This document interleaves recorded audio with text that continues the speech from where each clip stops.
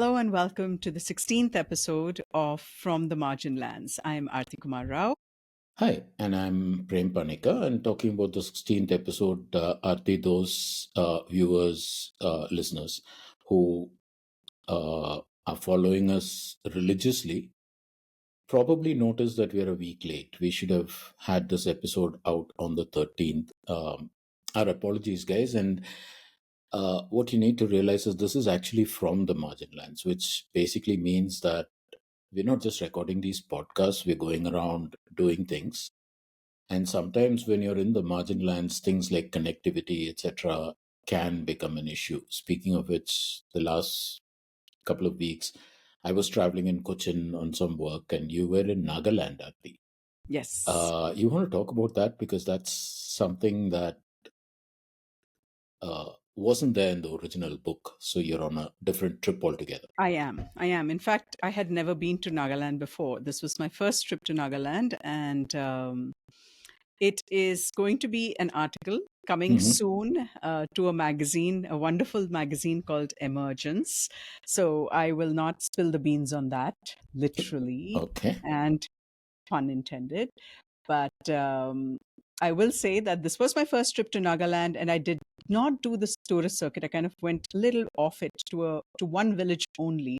So I have by no means seen Nagaland. I've just seen Hmm. one village of Nagaland, and to and from Dimapur, literally.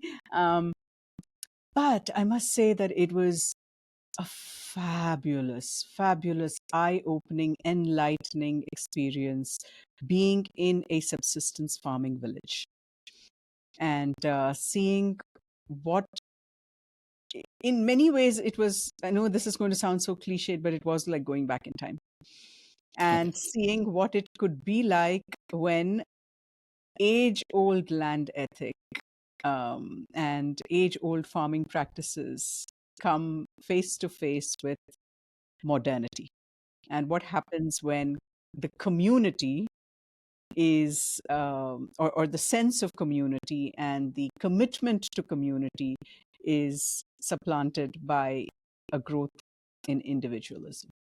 So it was very fascinating, and I met some wonderful people and walked with a few wonderful people back and forth, spent time in their jhoom, which is the traditional what's called slash and burn agriculture, but it's so much more than that. Jhoom kheti, and in their terrace fields, talking to them, learning from them. Um, Fabulous. But that did mean that I was away. And even though the network, I must say, was better than the network in Bangalore, Wow. uh, there was no way that we could have recorded the episode in time because I was out in field morning to evening. So there was really no time to sit down at a computer and record an episode. So that's Yeah. that. My accept my apologies, folks. Yeah, and what you said about what you saw and experienced over there strikes me as very resonant with some of the guests we've had on, right? I mean, a lot of them have spoken about issues like this, Mm. the past versus modernity, the clash between these two different streams of thought, and how that plays out on the ground, what we lose, what we gain, if any, all of that. Yeah, And again, once again, climate change affecting people with negligible footprint.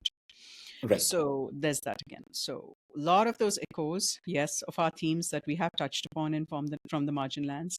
And thank you so much to all of our viewers. We are almost at the 20,000 subscriber mark, which was something that's way more than our expectations, right? It's blown our expectations out of the water.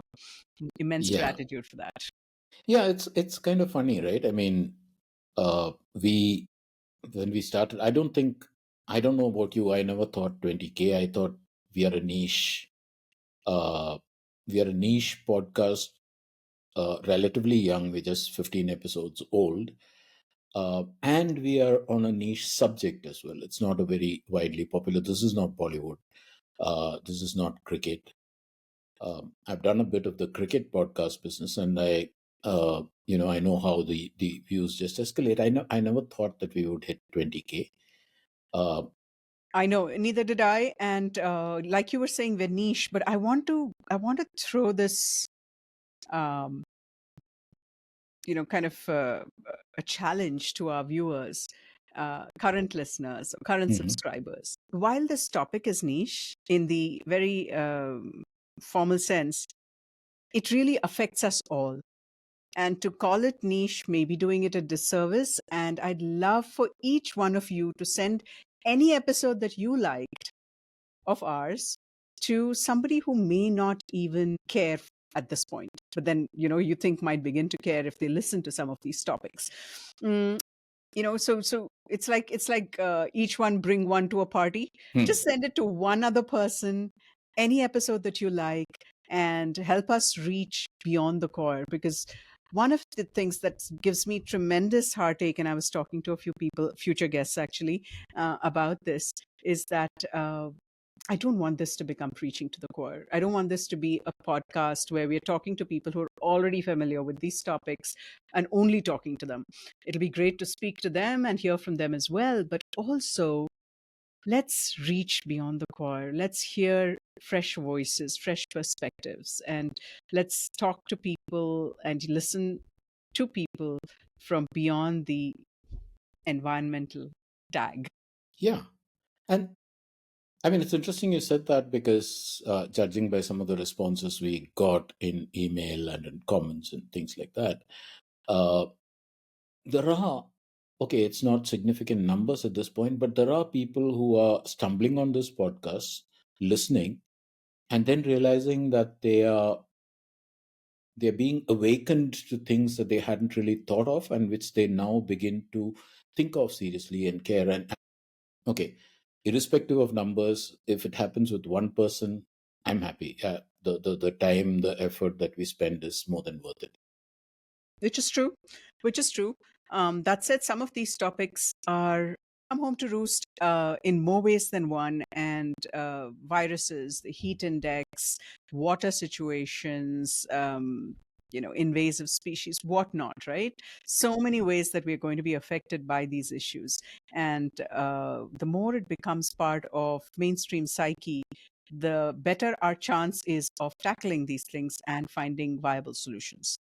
Solutions True. are there. Maybe implementing viable solutions is the Yeah. way to put it. And Yeah. that's the other thing. The guests that we've had have all not just talked about problems, they've talked about solutions, logical, sometimes simple or seemingly simple solutions that solve some of the problems that we think are insoluble. So, which Arti seems like a nice segue into what we want to do in this episode, where we are going away from the normal routine of having a guest or guests speak to us about an issue. Yes, and the reason we're doing that is it is Diwali time. Everybody's busy. We do not want to, kind of impinge on anyone's time. So the other thing is also that we have 15 episodes under our belt right now, and we're just pulling out a few episodes and questions that we thought were worth paying attention to um, in the Indian context that might interest you guys too. And in case you've missed that episode, here's a chance. Each of these things will be linked to that episode. You guys can then pick up and listen to the whole episode. We promise you it'll be worth your time. We've been re-listening to our Yeah. own episodes, so it's been really interesting. Thanks A- to our amazing guests. Yeah, and that's, I mean, that bit you said about re-listening, it actually, it resonated with me because, when we're doing the episode, we're so micro focused on what the guest is saying and therefore what cues we need to pick up on and what question we need to ask. I realized that I don't know how it works for you. I realized that in several cases, I've been sort of missing the big picture or blanking out on the big picture. And then I go back and listen to these episodes and I'm like, oh shit, I didn't pick up on that when it was happening. Uh, For me, it was the opposite, where suddenly these people will say something. Each of our guests mentions something, and I'm like, oh my God, that makes so much sense. Well, of course, I've heard it, I've even reacted to it, it's on record, but my sieve of a brain hasn't yeah, hasn't quite retained it, which is unfortunate. But it's amazing that we have this recorded, so we can go back and listen to it and pull out things that we find pertinent, which is what we're going to do in this episode. right. So let's do it. Yeah. jump in. You go first. We're doing episode. We're pulling up episode 4, where we had the amazing Pranay Lal, Dr. Lal, on Right. our episode. So, again, I mean, for this particular podcast, uh, we both individually listened to each of these episodes that we're going to talk about, and uh, Pranay's episode. The thing I got is that we see extreme heat as some kind of seasonal nuisance. uh, yeah, it'll come and then we'll all sweat and crib about it and stuff. But that the point that Pranay was making, or the main point that Pranay was making, was that it's a multidimensional crisis which impacts urban planning, it impacts public health, it impacts livelihoods. Pranay spoke about how India's resilience is undermined by fragmented policies, poor media coverage, which is one of those things that we keep harping on, and a lack of a big picture strategy. And all of this is happening even as heat waves threaten millions of rural and urban workers, and also importantly, reshape disease dynamics, which is something that we were talking of offline just before we started recording this. What Pranay was saying was that tackling heat demands much more than symptom based responses.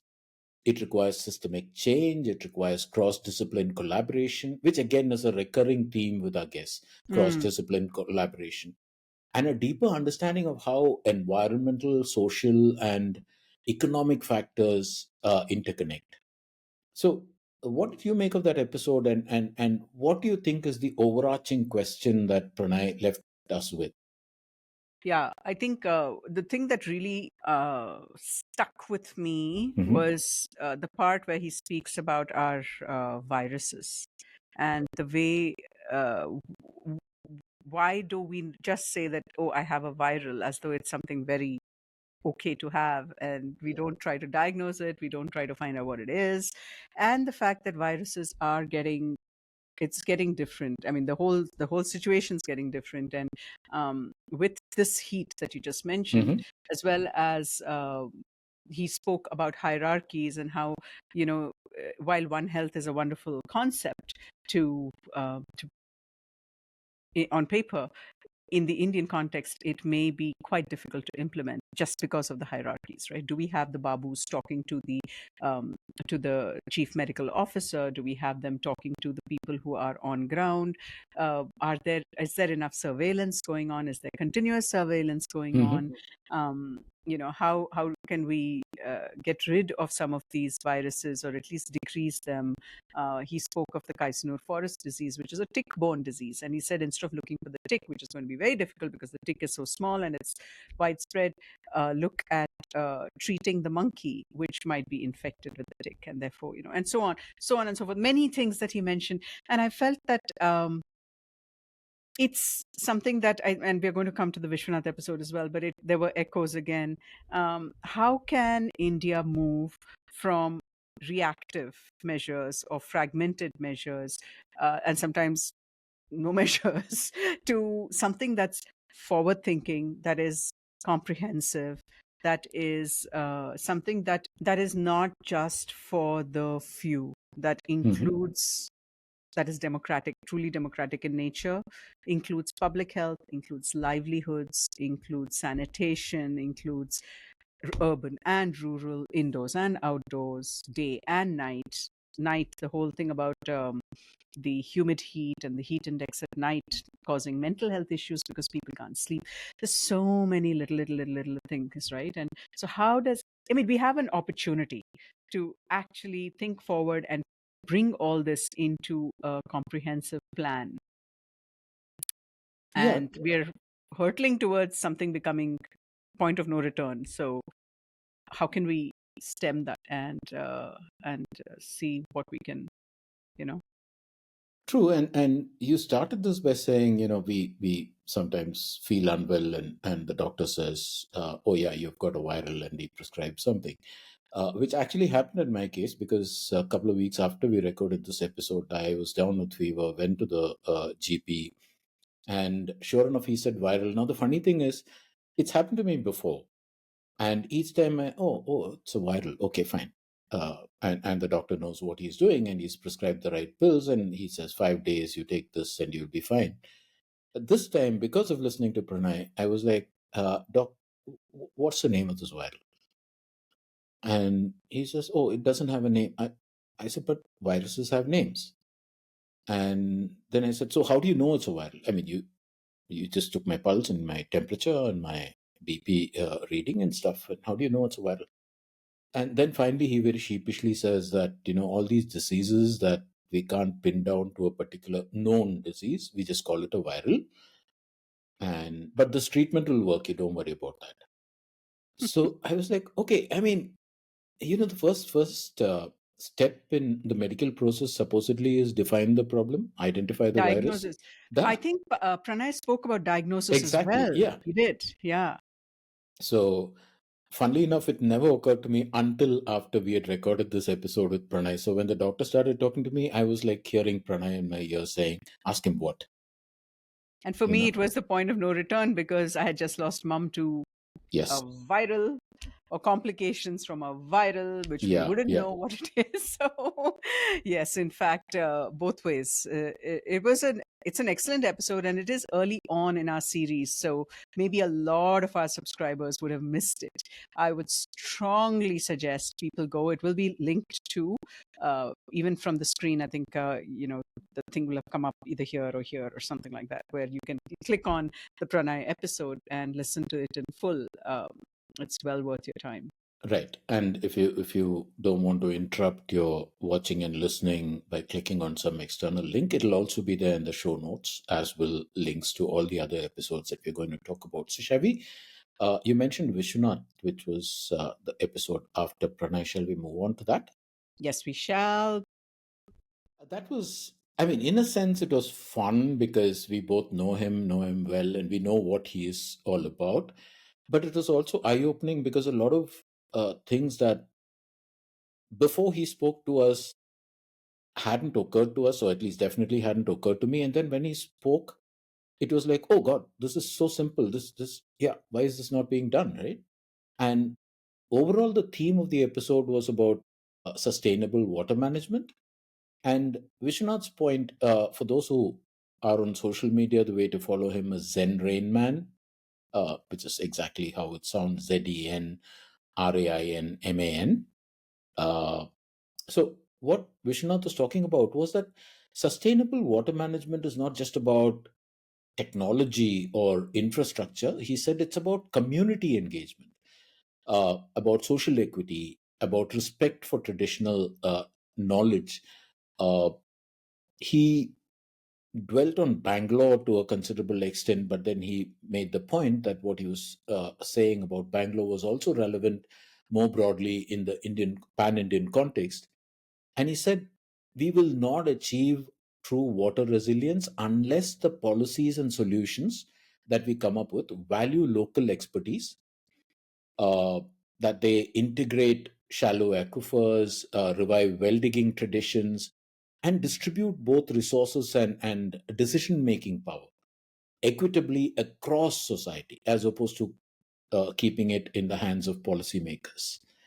Uh, that was broadly what Vishwanath's episode was all about. Arti, what did you make of it? For me, the one thing that really stuck was him mentioning that we do not have the right institutions to even monitor water the way it should be, which is basin level, right? Right. So across basins and across different, so you need to monitor your groundwater, you need to have it talk to your rivers, your surface water, you need to talk to, so various little, and then your sewage treatment and so on. Hmm. So various little pieces of the jigsaw, but there's no one really to bring it together and each one talk to the other, where you can come up with something comprehensive so that we can, because I think the point he made is there is enough water. Right. There is no shortage of water. It's a question of how you manage it, how you reuse it, Hmm. and then how you can, and therefore then how you can be sustainable, self-sustainable. In fact, even in a place like Bangalore, which gets so much more rain than it even needs, right? So yeah, so that was the thing that really stuck in my head, and And of course, Bangalore is just almost like a microcosm of what is happening across India, Hmm. various places in various ways. Um, so yeah, how would you sum up that episode in terms of what questions he left us thinking? I think, I mean, you mentioned one of the main points that also resonated with me, which is that he spoke about the lack of institutions, and the question in my mind is why? Because we have all these experts, we have people who are expert in various fields, and all it seems to require, and that's what Vishwanath talked about. He said all that is required is for all stakeholders to be around the same table, talking to one another, sharing what they know, and then formulating.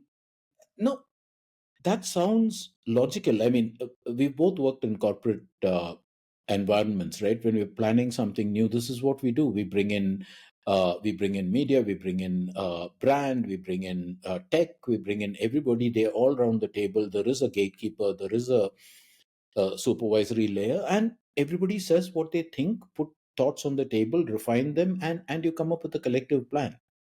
It's Yeah, not there like, is someone tasked with coming up with that plan. I think yeah, that currently it, is missing. We don't have someone correct. who is going to be able to amalgamate all of those voices Yeah, and needs. Water is a need for everyone. I mean, from correct. industry to the farmer and everybody in between.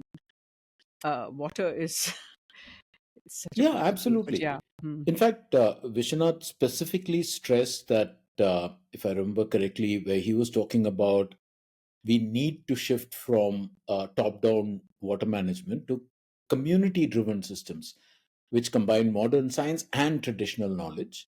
And most importantly, he said the benefits have to reach everybody. And he emphasized the most marginalized among them, right? I mean, it's not Yeah, just for the gated communities yeah, and the privileged. yeah, Uh, and Vishwanath also left us with multiple story ideas, but one that we most definitely need to follow up on in the next yeah. couple And of I think weeks. his point was that the media is not doing a good job. I remember him saying that if you identify the problem in a shallow way, you'll have shallow solutions. I Correct. don't think those are the exact words, but Yeah, yeah, please go. If you listen to that episode, you will hear it and then it'll resonate because that is so true. And the media reports on symptoms. And then there are these patches and band aid solutions that come up because it's only to treat the symptom, not the issue itself. So, a wonderful episode, so pertinent for. I know both of us are currently in Bangalore, and therefore we keep saying Bangalore, Bangalore, but really for all of our cities. And is there's nary a place in all of India which is not worried about its water. So even the wettest of places are seeing droughts during the dry seasons, which is really crazy, isn't it? But yeah. yeah, so please do go listen to this episode. I think it's episode number 5 with S. Vishwanath. Yeah, and one of the things about Vishwanath is, in one sense, he speaks like the scientist he is. Hmm. Let me give you 5 reasons, let me give you 6 points. But at the same time, he makes it so incredibly accessible to those who are not clued into the science. You don't need to read research papers to understand what he's saying. Totally. He's so sting, right? And shout out to him because he was the one who put me on the path to the freshwater stories that I wanted to tell way back in 2013. He was the first person I Right. met. So yeah, a wonderful guy. And if he happens to be in your city and he's going to be giving a talk, please don't miss it because you will always get something good out of Yes. it. Yeah. And we're going to talk now the next about episode number 6, which was with the amazing young Yuvan Aves. Yeah. I mean, that young is what resonates, right? If, for instance, you didn't know him, both of us know him from various ways.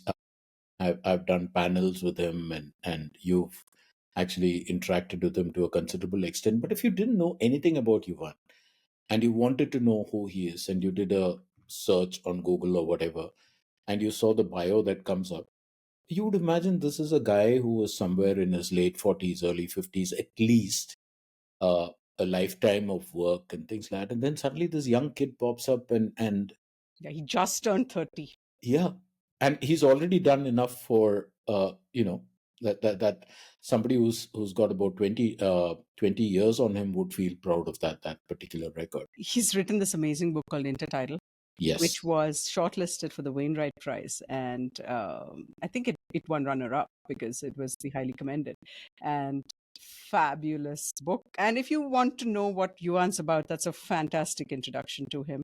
He is, of course, way more than what's in that book, but that one, and then the book that Rob McFarlane has written called "Is a River Alive." right. Um, is also an amazing tribute to Yuval. Yeah, he's a character in that book, a very Yes, important yes, character in that book. But yes. to go to the episode itself, Hmm. one of the points that, or rather, the main point that Yuvan was making was that uh, urban crises, ecological crises, and again, not because we are from Bangalore, but because the episode does mention Bangalore. The Bangalore floods was one of the things that Yuvan was talking about. His point was that these aren't technical failures or policy failures. He said they reflect a deeper disconnect between people and their landscape, and that's a favorite theme of his, that we're losing touch with the land we live on and live off. And he said that relearning coexistence, honoring local ecologies, fostering genuine environmental empathy, particularly in the young. Uh, he said all of this is as essential as any regulation or any technology. Uh, we also asked him, I remember we spent some time on this. We talked about when you look back and then you see what has been lost and you feel grief for that. How do you cope? And what he said was that grief for what is lost can transform into hope and action if we recognize both the human and the more than human voices in the story of our cities.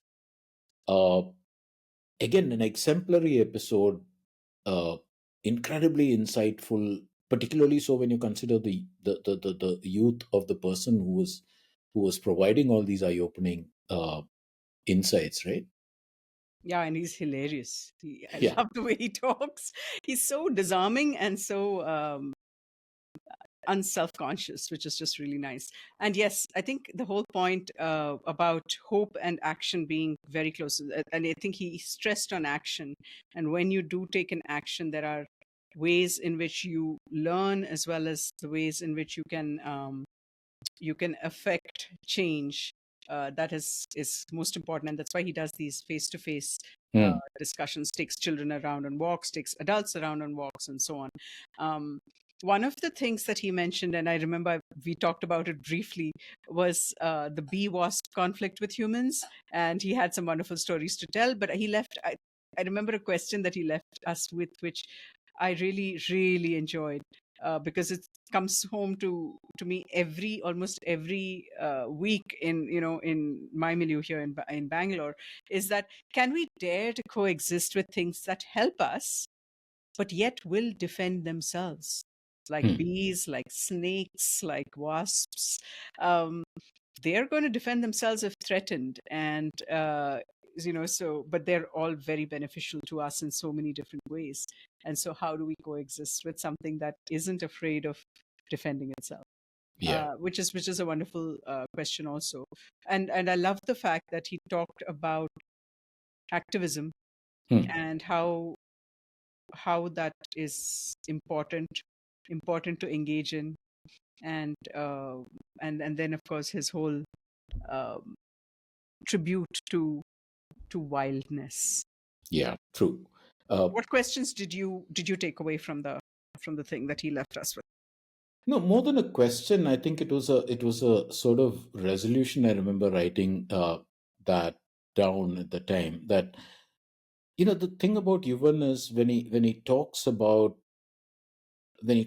landscapes, when he talks about the beaches and the seas and the life that he sees around him and all of that, he can at times sound like a scientist who's deeply immersed in all of this. But at the same time, he is incredibly accessible to anyone who wants to talk to him, including young people. I think I remember mentioning this during the podcast that after we did the panel at the Mathrubhumi Lit Fest, I think it was in Trivandrum, he was besieged every now and again by these young college students and school students and all that, just coming up to him to ask questions. Some of them were very basic, and I was struck by the incredible politeness and the genuine way in which he dealt with this questioning. He took his time. He didn't condescend. He didn't speak down to people.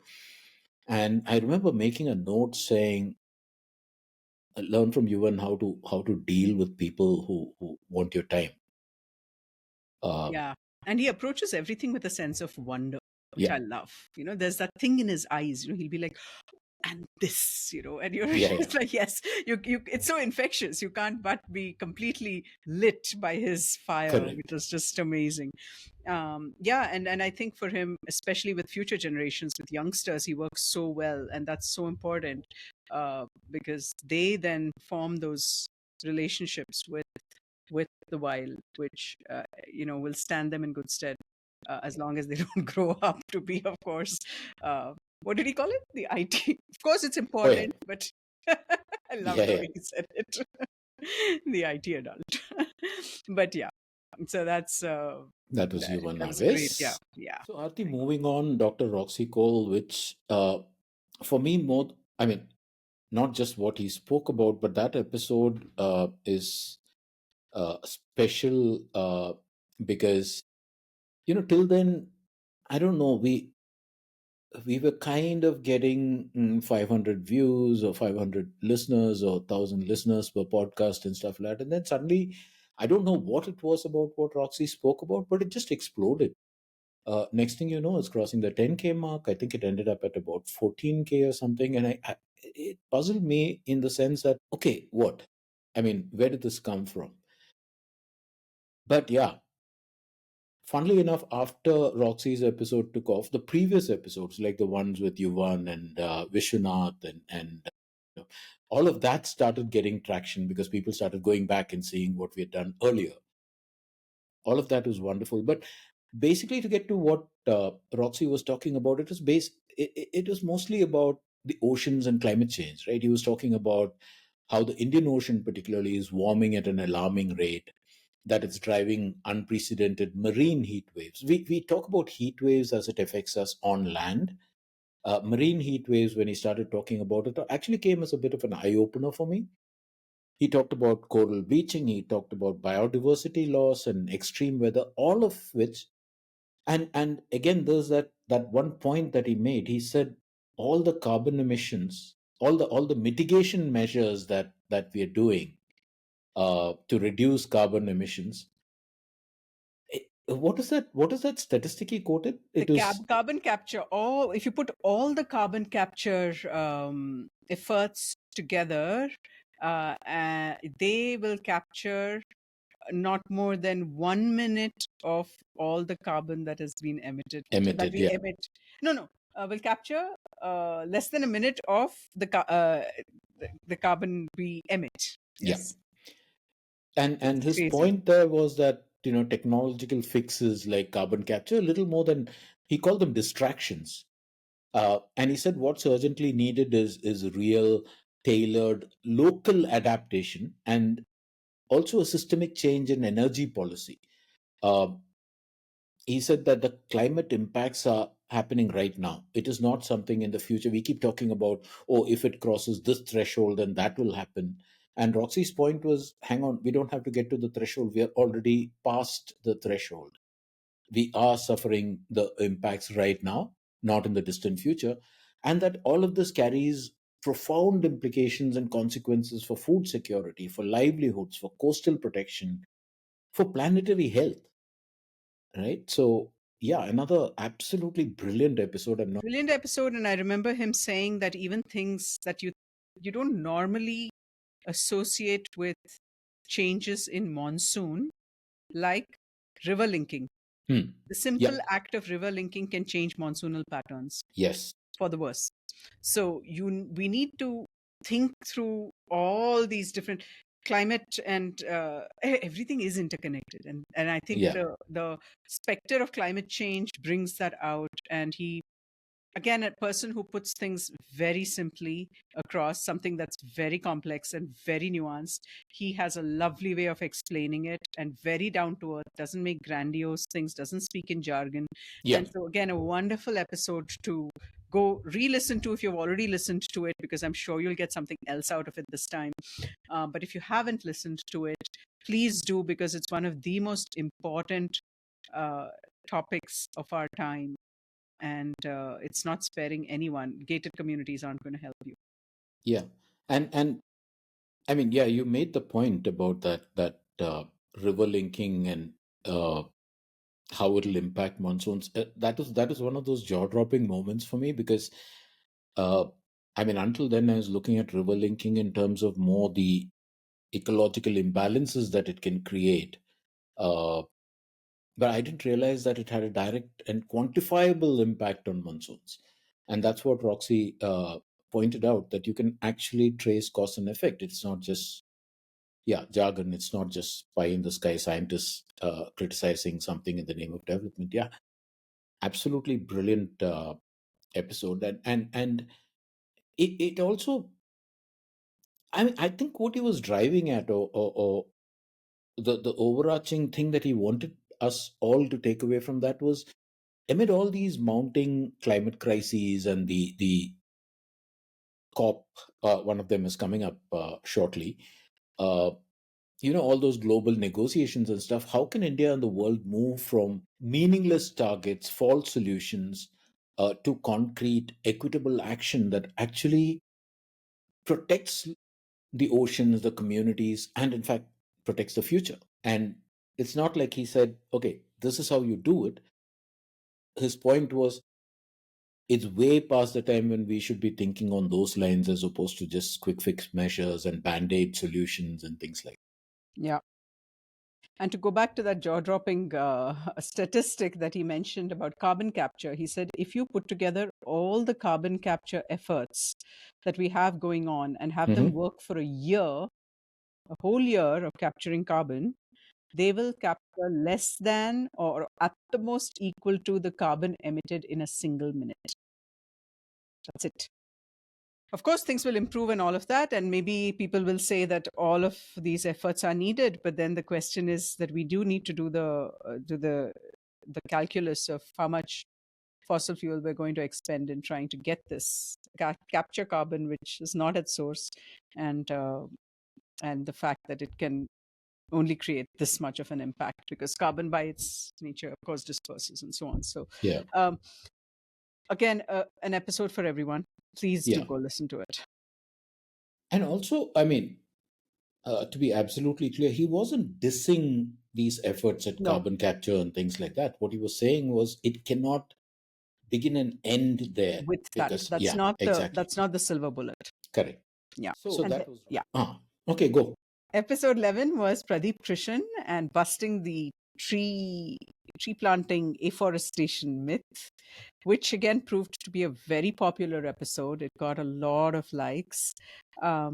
Also, this is somebody who has actually walked the talk. He's done this and restored landscapes, multiple landscapes, and done a great, fabulous job. And he tells it like it is, minces no words. So that was a very speaking truth to myth episode, really. Yeah, it was. Yeah. And I remember when he was talking about, how we, in the name of greening various ecosystems, we just pick up plants from here, there, and everywhere and try to plant it. And those plants are not, if those plants are not indigenous to that ecosystem, then you're doing more harm than good. And while he was talking, I was thinking of it's one of your favorite hobby horses, right? About gated communities and the desert palms that, uh, yeah, the for California look, all of that. Yeah. And Pradeep's point was, I mean, the other thing I remember that episode for was that you came up with that Sanjay thing about me, and Pradeep promptly latched onto it. He's got this fabulous, Deadpan yeah, way of making these random jokes. yeah. And then, oh, I remember him saying, I told him that, listen, we don't speak jargon. And so he's like, okay, so I need to start with what a desert is. A desert is this place. Yeah, And yeah.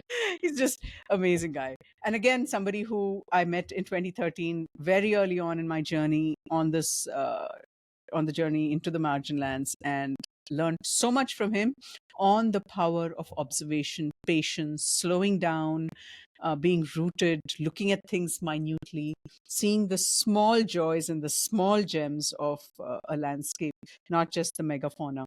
So again, somebody who's got a lot to offer, even by way of just this episode. True. And a broad overview of that episode would be that Pradeep's key point was that success in not afforestation, I think he was busting the whole point about afforestation, but more in ecological Restoration. restoration. Hmm. Correct. That this success depends on understanding what belongs to a place, learning from tradition. He stressed on the importance of trial and error, uh, and on recognizing that every landscape is unique. What works in one place is not transplantable to another automatically. You need to study each ecosystem before you start fiddling with it. uh, Pradeep talked about restoration as a very deep relationship with the land, not a quick fix game, not a numbers game. We hear this all the time. Oh, X number of trees are being cut down here, therefore X plus Y number of trees are going to be planted somewhere else. That is not a working solution, and that was something that Pradeep was very clear about the need to understand native plants and bring them back to their original habitats. Uh, he spoke a lot about ecological literacy, which I thought was very important, because a lot of these wrong choices that we make are because we are not ecologically literate. Hmm. We don't understand the land, we don't understand what thrives on it and what is inimical to it. Uh, so he was saying that these are the things that are at the heart of resilient, thriving ecosystems. Yeah, and I think I remember him saying, speaking a little bit about this place where in the visitor center, which is a small, very small place where they're doing these experiments in these micro habitats, where they have the soil just in that much which something grows, and they're trying it out right there, because that soil is very different from a soil that's just next to it as well. And um, lots of work goes into actual restoration. It's not a quick weekend activity where you have tree planting and then forget about it, or even that crazy fever that has gripped India called Miyawaki forests, Oh, yes. which he completely debunked as well, which is something that I feel we should do a whole episode on. I know a couple of people who are very eloquent about the the effects of a Mhm. quick fix like that, and how it could not necessarily be the way forward for a place like India and different places in India. um, yeah, you know, this is, I mean, it's an episode that was right up my Yeah. so it got me on my soapbox pretty quickly. I loved this kind of stuff, especially because it's again advocating slowing down, observation, paying attention to the land, paying attention to local ecologies, very local, hyper local ecologies, and restoring land to what it must have been like, not just in terms of what plants, but how many of each, where each one grows, and then see the land regenerate after that. So fabulous episode, great guy, very eloquent again. I would Great love fun to for be people with. to, Yeah. yes, I'd love for people to go listen to him, listen And to this episode. also, if they can and they find themselves in the area of Mehrangarh, to actually go there to, Oh, good point. the Raujoda Park and see what he has done with it. Because, I mean, throughout the episode, he also talked about what it actually means to restore that kind of ecosystem. And both of us have seen the work that goes into it, right? The sheer physical labor that goes into it. And that is one of the things that struck me about the Pradeep episode, that again, he's not one of those scientists disconnected from the land itself and thinking in the realm of pure policy. He's somebody who's got his hands dirty doing this work failing at times, learning from that failure, succeeding the next time, all of that. And that kind of experience is invaluable. And I'm damn glad we recorded that episode because, yeah, he Yeah, was, yeah, totally. Yeah, Rauja the Park is a fabulous example of what if you do it right, how amazing something can look, and also the fact that not all green is yeah, good, yeah, right? Which is Prosopis juliflora, which is your Baulia that they call it, the mad guy who just yeah. kind of spreads all over. That's green too, but not necessarily the right green for this region. So a fabulous episode, fun episode to listen to, and huge learning for me every time I hear him speak. And then we had, soon after Pradeep, we had the amazing Abhivanak from A-Tree, who is a fabulous champion for the open natural ecosystems, the ONEs, and somebody who has long decried the term wastelands, which I absolutely hate as well. So we're kind of Mm, partners in arms when it comes to that. And these wastelands are really amazing ecosystems, scrublands, forests, which have which have wildlife, which have endangered species, which have amazing flora, and are vital to traditional livelihoods like pastoralism and so on. So he speaks eloquently about what's happening to our ONEs, our open natural ecosystems, bringing attention to why we need to conserve them, and and also the fact that it is vital in our fight against climate change.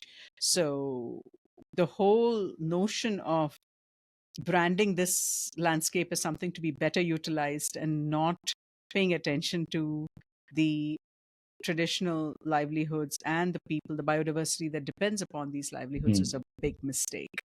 And we need the right policy that has that. And so he works at the Center for Policy and Design, CPD, in A-Tree, and they are working with policymakers and trying to influence policy on these ecosystems which are vital.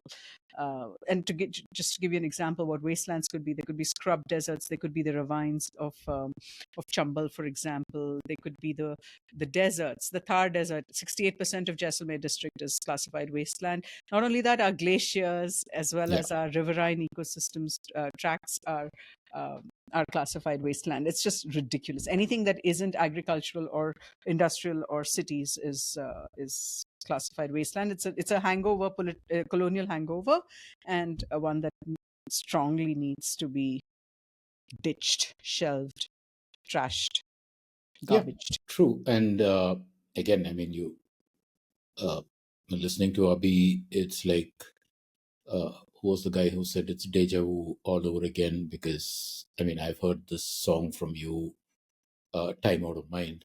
But yeah, he was basically talking about how the future of Indian landscapes depends on adaptive policy, on valuing traditional knowledge, recognizing. And that is the point that particularly struck me about the interconnectedness of the health of people, Mm, of animals, and of the environment, right? It's not, you can't separate these things out because one impacts the other too, and vice versa.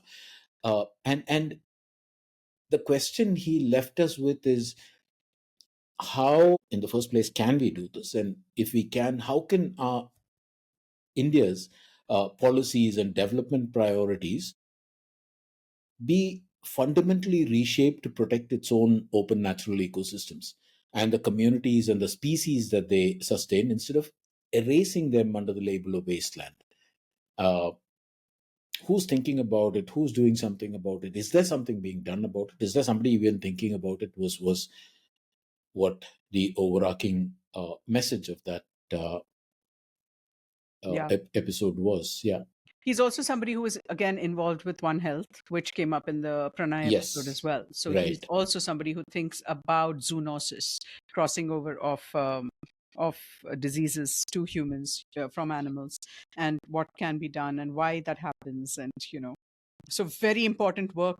He's one of those crucial scientists who works at the intersection of these various different things like livelihoods, like ecosystems, like health, and everything, brings it together and is able to, therefore, be very uniquely positioned to craft policies looking at everything. So, again, gem of a person with a lot of good information to share. And of course, now I think it's I've been saying this for every episode, but please do go Yeah, listen. but they are all Yeah, gems of yeah, people. So good. seriously, I mean, what are you going to do, right? Yeah, yeah, yeah. I mean, it's just so amazing, for at least for me, Prem, and I'm sure it's for you too. Under the pretext of interviewing these people, it's like a crash course in some Yeah, of these topics, which is just invaluable, invaluable. Then you can go dig up, into more, because you know that they've right. referenced something that you need to go, dig deeper into, and so on. But it's just a beautiful overview of some of these very important topics. Yeah, and in fact, I think offline at one point I told you about how much I was enjoying doing show notes because, I mean, we do research before the guest comes on. But once the guest starts talking and they take it in directions we hadn't anticipated, talk about things that we hadn't thought of or hadn't known, at least I hadn't known. And so when I'm re listening to that after the episode is logged, looking for things that I need to find references for and all of that, and I'm coming across these research papers and stories and even books and stuff like that. And you're right, it's like every fortnight we get to go to a university and at least do a basic course in something important. Yep. Outstanding. Yep. Right. Absolutely. So this was episode 14 where we had Pankaj Saksaria and M. Rajshekar, the journalist, as our guests. And it's a bit, we talked about this before we recorded the episode. We've had reason to think about it even after recording the episode. The issue with what that episode was about is it looked at development, a particular development project. Uh, And one of the issues that you face, I have faced, and pretty much anybody who deals in these kind of uh, areas faces is that the minute you say something or you question the basic principle of a development project, you're immediately branded as some kind of tree hugger or anti-development, and anti-development then becomes anti-national, and all sorts of labels get stuck on you. The tricky part of that particular episode was that this is not about anti-development. This is more about examining whether a development project that is being planned and about which much has been written and spoken will actually deliver on the promises that project made. And yeah, I mean, Pankaj and Shekhar were the two uh, best people to talk about it. Pankaj, because he's been doing this for a long time. He's got a book out, and another book is coming shortly. And Shekhar, because he's done umpteen number of these long form articles that actually delve into it. We're talking of the Great Nicobar Project, and if you've been following it from the beginning, it started off as we are going to build a port over there, deep water port. Uh, some questions were asked about the viability of the project. If you build a deep water port, how are you going to sustain it? How does the economics work out? And then immediately it was, oh no, besides the port, we're also building a defense installation, which promptly takes it out of the realm of a pure development project and puts it into the national security rubric. Uh, and then things, every time questions were asked, things kept getting added to it, right? It became, we are going to build a township, we're going to build casinos, we're going to build airports.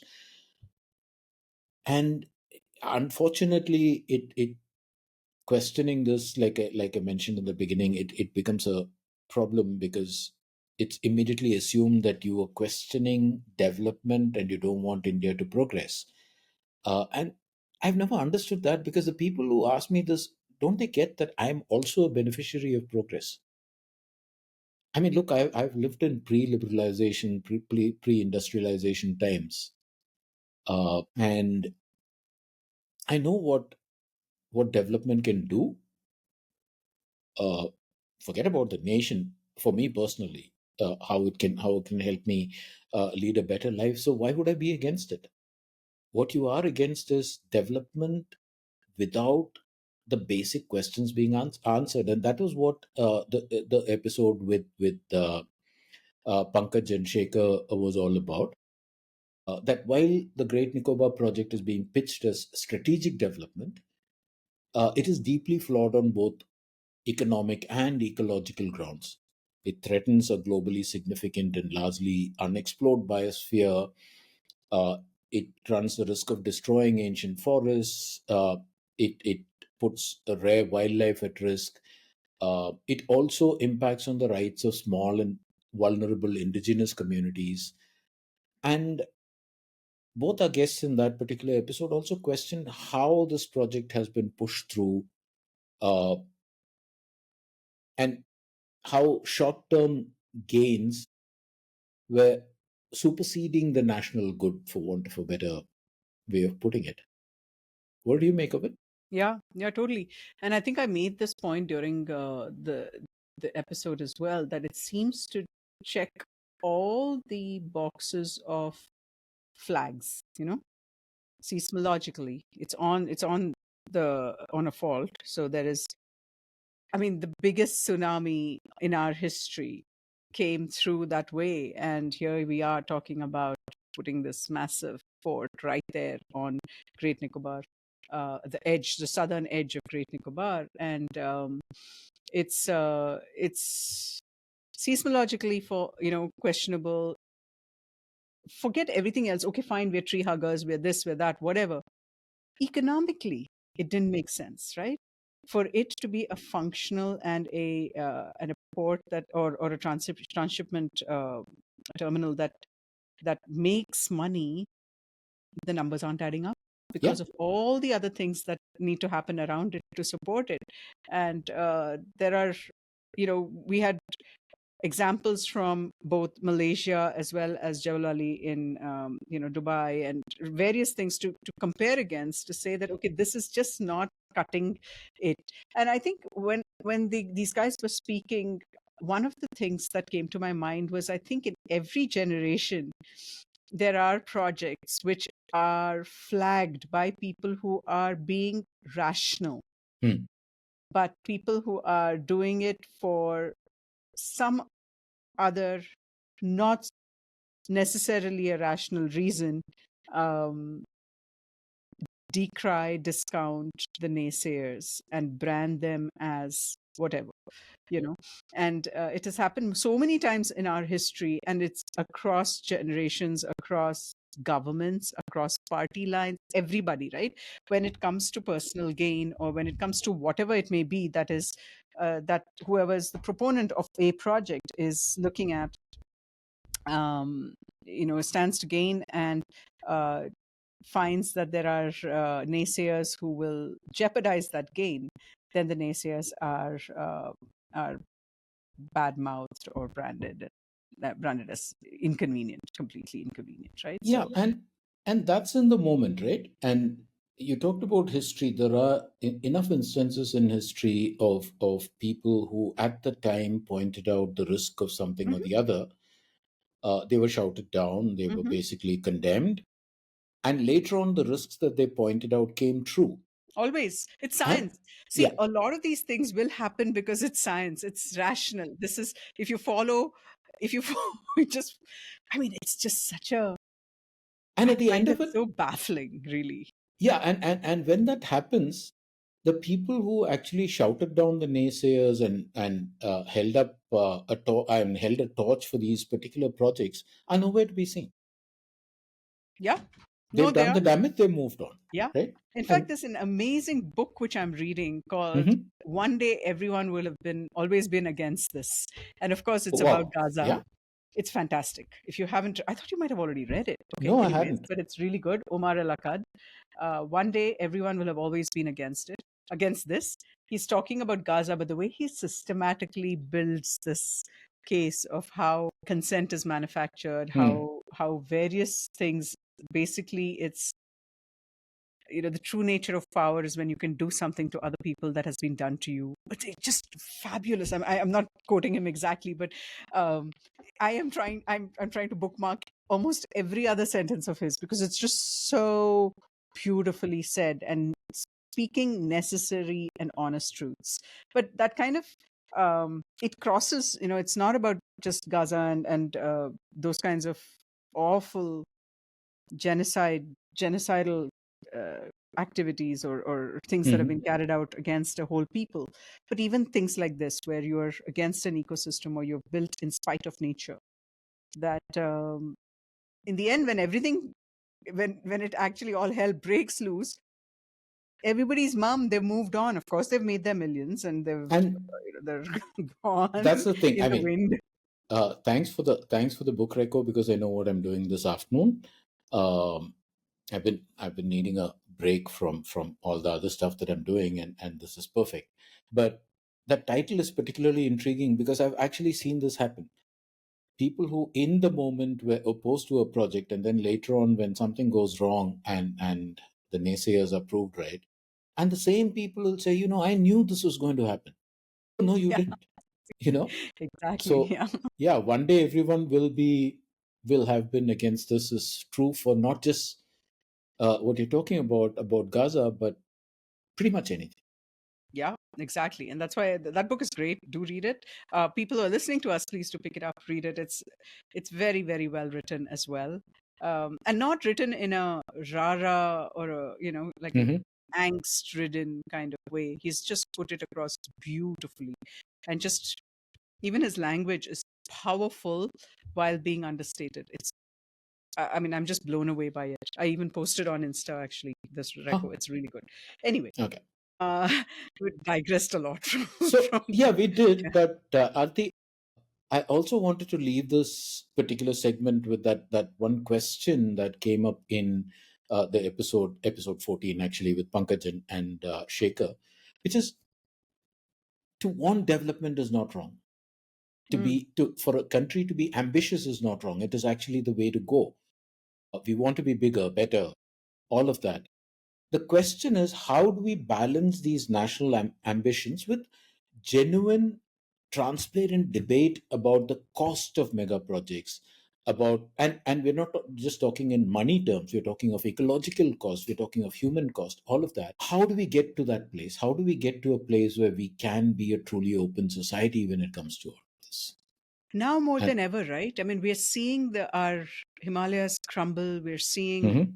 crazy stuff happen, all because of things that are changing, that are haven't been built with the right, you know, studies or the right science behind it, etc. Look at Faraka. For years it's been causing issues, but we have evidence now. You Mhm. can't say you don't know or you didn't know. People have been screaming, even if you decry them, there's been evidence now to show that if you did this, this will happen. So there is that. Look at what's happening in Kerala, where Oh you yeah. build this huge breakwater and then see what's happening to the beaches north of it. There is, again, as I think we both worked on it together in Marginlands. None so blind as those who refuse to see, right? And you refuse to see for a variety of reasons. And some are personal, some are, nefarious, some are whatever. But yeah, it's really, you don't have an excuse. This is not about anti-development. It's about right development, and in Correct. the right place and for the right reasons, and not just because somebody put a hand on a map and said, okay, here's where I want this. It doesn't work that way. It won't. It'll come back to bite us anyway. Right. Okay, and then in our most recent episode, we had the amazing storyteller Nachiket Kelkar, who has worked for years, now decades, 2 decades, in Bihar, and in a landscape that you don't normally see in the news as much, even though Bihar is so much in the news. But this landscape is not; these creatures are not, and we're talking, of course, about our national aquatic mammal, which is the Gangetic river dolphin. And then, of course, we talked about a lot of things around it, which is what makes it so exciting, because you get a sense of what it takes to protect a creature that is as special as the oldest cetacean in the world, the Ganga River dolphin. And that conservation cannot be shorn from the well-being of the fisher folk who also depend upon that river, of the way that river is changing because of dams, because of pollution, because of aquaculture, smart city development, and downstream dams like the Faraka. It's not just upstream dams which are holding and diverting water, various things, right? So it all comes together, and then there are all these different forces at play. And there's this guy who's been studying it, who's got a 20-year arc now of studying it, and works with people who've been there for even longer. Hmm. So again, an amazing episode.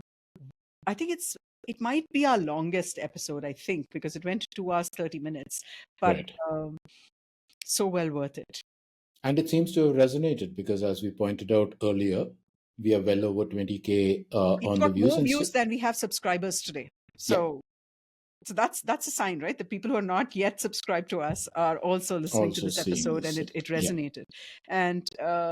And maybe the fact that there is a wondrous creature like this at the heart of the episode has something to do with it. But fabulous episode about river sanctuaries, what it means to be, how to manage one, how to manage local people's expectations and ambitions and aspirations. So um, I'm so partial to rivers, and when I went to visit Nachiket at Kahalgaon, we went up to Bhagalpur, and then we went up to Sultanganj, and then jumped on a boat and came all the way down until as far as we can get before being shot at, and therefore we got off. I mean, the whole thing is just Yeah.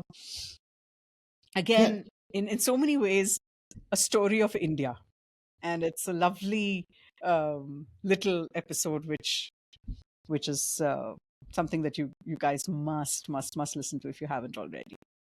And it also resonated from another point of view, actually, because elections are due in Bihar this coming month. And one of the points that both Nachiket and you made, actually, that Bihar at one point had a thriving fishing industry Hmm. that gave employment to hundreds of thousands of people, and brought in so much riches. And suddenly you're looking at the Bihar of today, where unemployment, poverty, etc., are the key issues, and then tracing it back to what has been done on the rivers, and therefore how these things collapsed. And it goes back to what we talked about in the previous segment, right? At a time when people warn you about these things, you don't listen, and then now the consequences are there. There is no looking back and saying, oh shit, we made a mistake at this point, or maybe we should try and rectify it, or maybe not make the same mistake somewhere else. It's over, it's done, it's dusted, it's forgotten. Yeah, and yeah, and who loses? The people of that area lose. It also, I mean, it left you with that question, right? And it's not just a question that Nachiket brought up, it's also a question that you brought up repeatedly. How do we rethink river management so that everything goes together? The goals of conservation, the goals of community welfare, the restoration of river ecosystems, and how all of these reinforce each other rather than act as opposing forces. It's not about you do this or that, it is about you do all of these things. How do we get to that point is yeah. And also, something that we kind of tend to forget is that the river is also replenished by groundwater. yes. And so the groundwater management, which might seem as something very terrestrial and inland and not river, are very much related. And so again, it goes back to Vishwanath's question about where are the institutions that are looking at Hmm. all of these things in order to manage it together, right? So, um, I mean, it's just these people have the knowledge. They have, look at Nachiket, how he comes to it, how he knows. And you know what I just loved about Nachiket is he will never put his foot in his mouth, or he will never say it in a way that will jar you. It's so subtle and so truth telling that you sit back and then you're like, huh, you know, Yeah. it kind of dawns on you slowly what he just said. He Yeah. is such a brilliant articulator in that sense. And then there's Vishwanath, who has worked with institutions, seen, I mean, all these people bring these little parts to the management of rivers, water is central. Fresh water is central to all of our all of our lives, right? So it would be, imagine a world where people listen to such folks. Just imagine, just for the heck of it. It's never going to happen, but hell, that's why we have imagination. No? Huh. Sorry. That that last bit needs to be played again, the soundtrack of John Lennon. But yeah, Yep. Actually, yes. I didn't think of that, but yeah, one can dream. Anyway. Um, okay, so that's this episode. But we have other episodes that we haven't spoken about, right, Prem?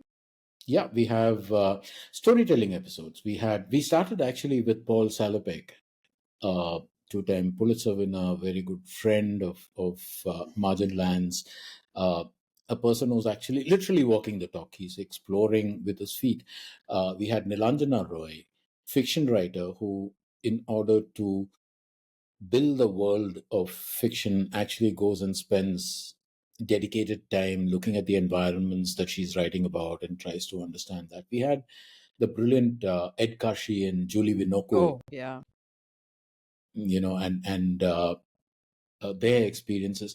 One of the reasons why, at least when we drew up this list of episodes to touch on, uh, we didn't include these for deep dives, is because they're part of a continuing series. We've actually done one on how to tell stories, and we plan to do some more. So, one, they're part of a continuing series, and when the next episode in that series drops, what we want to do is actually link what has gone before and then take off from there. So that is one. It's not because we think that these particular episodes are not important or good. In fact, I mean, they're among my favorite episodes. They are, and Uh, I think they speak to what each of our guests that we have already just touched upon have said that is needed in storytelling. So that's how to tell these stories that these guests are bringing the science of to you, right? yeah, So absolutely. it's hand in hand. I look at it as very much connected, and we need to probably bring some of those things together too. And again, Prem, it's something that we've talked about a lot, about a workshop in the future, Hmm. a walking workshop where maybe we're out in field and we're doing the story from there. So all those questions are out there. And speaking of Paul, I wanted to just say that he just came back from something where he saw a tsunami, or he saw the effects of a massive tsunami that was caused by a landslide in the mountains of Alaska.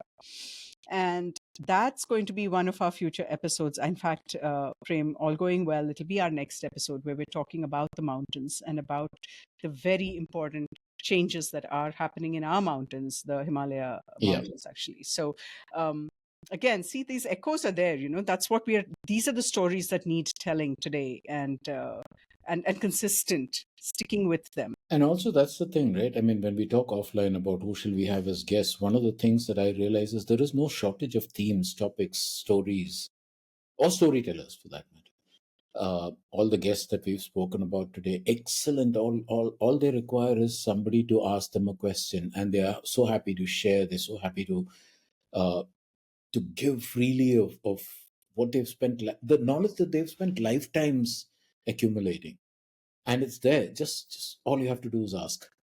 Um, and I keep wondering, why don't we harness this knowledge better? Why don't we, anyway? Uh, We'll end like we began, with apologies for having missed out on the episode that should have dropped uh, on the 13th. We told you why, and regular service resumes after this episode onwards. Meanwhile, to everybody who's listening, everybody who's watching, um, greetings of the festive season. Happy Deepavali to all of you, and stay safe. Stay safe, and if you can, go give these episodes a listen and show From the Marginlands some love.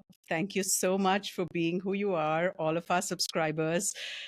We couldn't have imagined it, and thank you for being along on this ride. See you. Thank you all. Bye bye.